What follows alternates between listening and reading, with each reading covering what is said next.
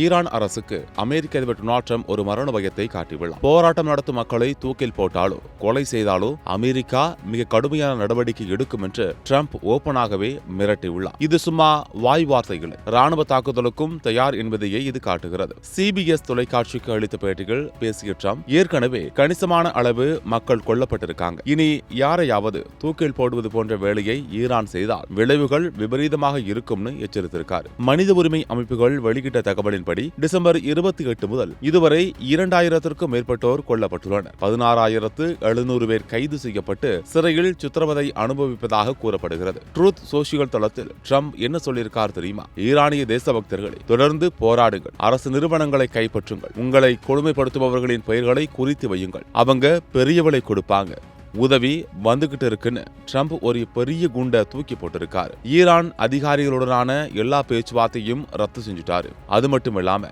ஈரான்ல கூட வியாபாரம் செய்யும் நாடுகளுக்கும் 25 விழுக்காடு வரி விதிப்பதாக ட்ரம்ப் அதிரடி உத்தரவு பிறப்பித்திருக்காரு.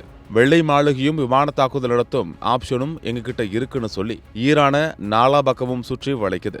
ஈரான் மக்களின் இந்த போராட்டம் ஆட்சியை மாற்றுமா? ட்ரம்ப் சொன்ன அந்த உதவி ராணுவ உதவியா? மத்திய கிழக்கில் அடுத்த சில மணி நேரங்கள் ரொம்ப முக்கியம்.